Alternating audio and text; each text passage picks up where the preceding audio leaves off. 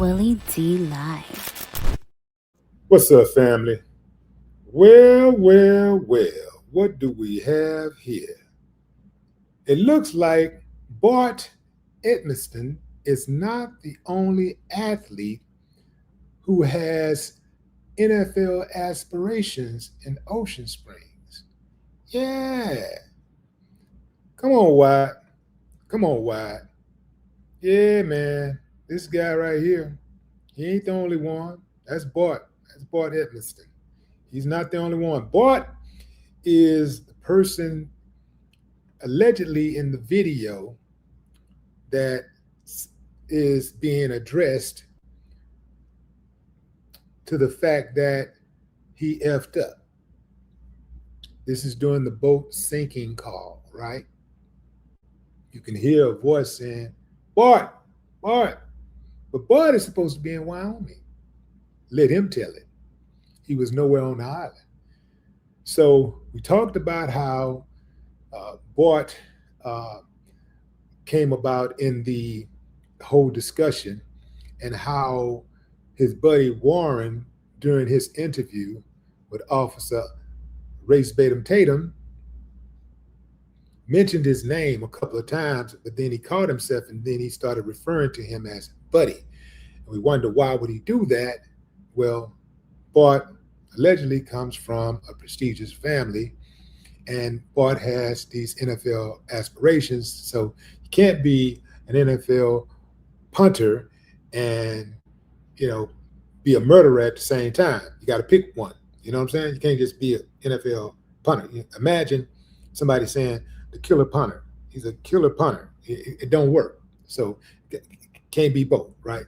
So this is why it is alleged that Bart was distancing himself, right? But now you got Wyatt, right? This is Wyatt Pyron. His grandfather is the owner of the boat that they were on, the sinking boat. The grandfather is the one whose name is on the report along with Bart, and we'll get into that in another video. But the grandfather's name is on the missing report. Now, why would the grandfather name be on a missing report? Why?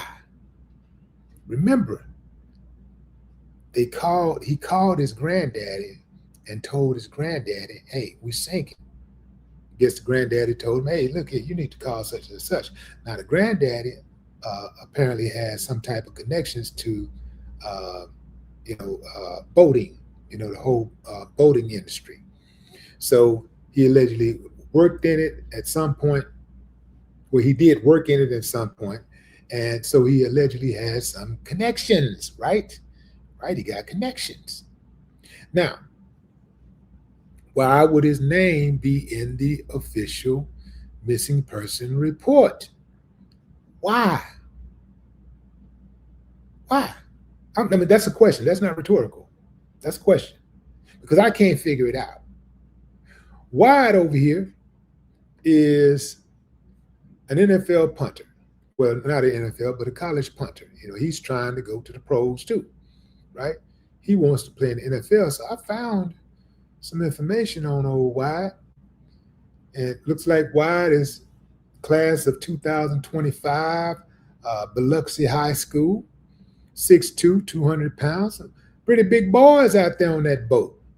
Wouldn't be hard to hold one man down or one young man down and do what you got to do.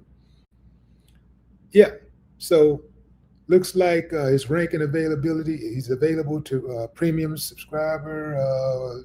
Let's see. Okay, it looks like he subscribed to this Prep Baseball Mississippi. Let's see, Prep Baseball report. Don't really give a lot of information on him, but that is Wyatt Pyron. Now, remember, fam, Wyatt Pyron is the older brother of Ike Pyron. Ike is the one who went on social media and said something slick about black folks. He's made some racial comments about black folks, basically telling us to mind our own business.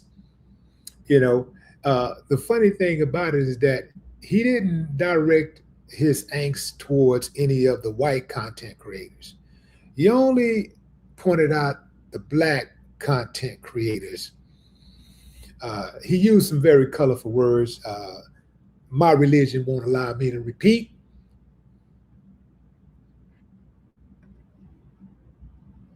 But anyway, fam, yeah. So yeah, he used some very colorful words. It just appears that Wyatt was perhaps raised in a type of household that encouraged bigotry. I'm just saying that's what it appears. I don't know for certain, but that just seems like what it appears, right? Now, some of y'all are sitting over there, you got a scowl on your face and you're mad at me for saying this. But hey, man, 2 + 2 is 4 anywhere in the world. It ain't never going to be 7. It ain't never going to be 10. It ain't never going to be 125. It's going to always be 4.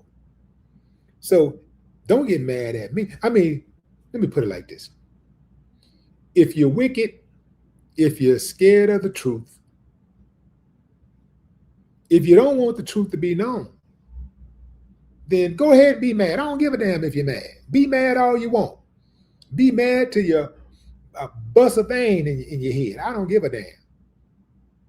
But for the rest of us, it's important that we follow every lead. That's right. And why do we have to do the work of the investigators? Because they won't do it. That's why.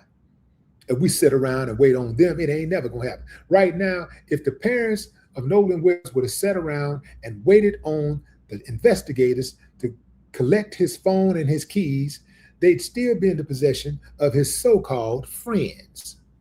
So yeah, we putting in that work. And if you're involved in Nolan Wells' death in any kind of way, you will be exposed sooner or later. You will be exposed. I know y'all thought it was never going to get out. You never thought it would go this far. Y'all thought that as long as y'all kept it a secret between y'all and everybody just stood on 10, kept their mouths shut, it couldn't go any further because, the authorities ain't interested in taking it any further anyway. Black body float up in the water. Accident. Point blank here, accident or intentional suicide. Right? They're never going to point out these little kids over here and say they did it. They had something to do with it.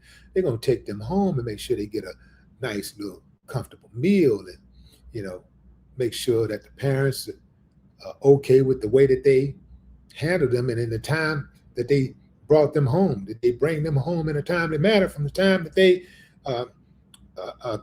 in the time that they approach them. They got to ask the parents, hey, you happy with the job I did? Did I handle them with care? I just want you to know, I never talked to them. I never spoke to them. I didn't ask them any investigative questions like we're taught in the academy. I never asked them any of that. Okay.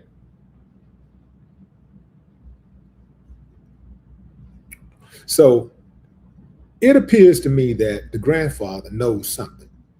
The grandfather knows probably more than anybody who was not at the scene of the crime knows. I believe the grandfather knows, and I believe that the grandfather, if indeed there is a cover-up, assisted in some type of way. I looked for the grandfather, could not find a picture of him. I found him. I know where he lives. Yeah, I know where he lives. I know where he used to live. I got his phone number. I got his personal phone number. I'm not going to share with y'all, but I got it. I absolutely got it. But I was trying to produce a picture for y'all so that y'all could see what he looks like, but I could not find a picture. But I will tell you this, that he does live in, what is that town? It's called Goutier. He lives in Goutier, Mississippi. That's where he lives. He's 80 years old. He was born in 1946. Jerry R. Atkerson is his name. Yeah. And let me see what else I got on him that I can share with y'all.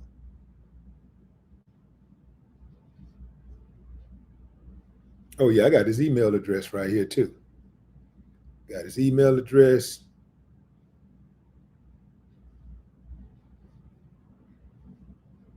Got his relatives' information. Yeah.